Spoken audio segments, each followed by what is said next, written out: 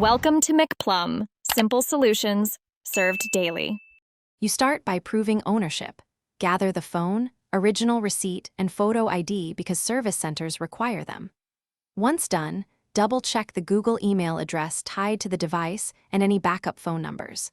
Make sure the phone has at least 50% battery and is on a stable Wi-Fi network so recovery or updates won't interrupt. If you can still sign in, use the account to remove the phone from your Google Devices list. That preserves data and avoids escalation. Next, use sanctioned recovery paths. Go to Google Account Recovery and follow prompts using the linked email, recovery phone, or backup codes. This restores access without bypassing protections.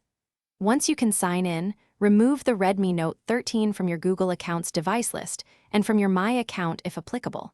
If you have credentials, a normal factory reset from settings will not trigger issues.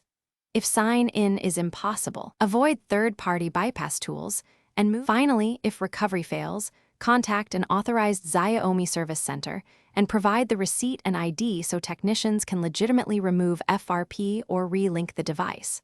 Once they verify ownership, they can restore access without unsafe workarounds. Make sure you note the IMEI and serial number beforehand. If anything goes wrong, the key troubleshooting tip is not to use unverified tools. Insist on official support and escalation. Unauthorized bypasses can brick the phone or violate terms and local law. Thanks for watching. Stay juicy and subscribe.